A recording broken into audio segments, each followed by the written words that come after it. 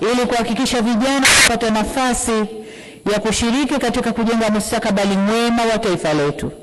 Tutaweka kipaumbele kwenye ushirikishwaji wa vijana katika masuala ya maendeleo yao.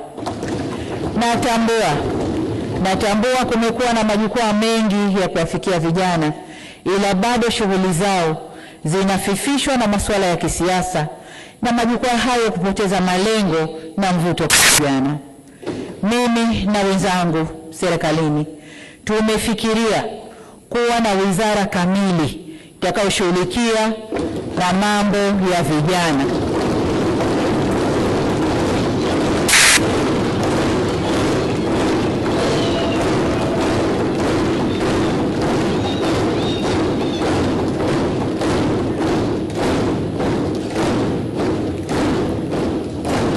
Asante sana Mheshimiwa Wabunge.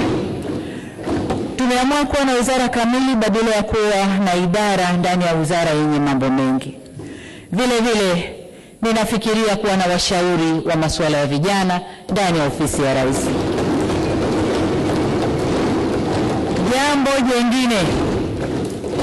Jambo jingine tuliloahidi kulitekeleza ndani ya siku 100 za awali za kazi ni kuchukua hatua za kuongeza mitaji kwa ajili ya shughuli za kiuchumi za vijana na wanawake kwa kutenga shilingi bilioni 200.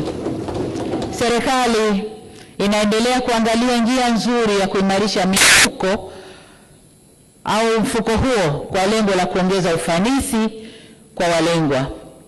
Aidha, kwa kushirikiana na sekta binafsi, tutaanzisha madirisha ya uwekezaji kwa vijana, yani Youth Investment Windows.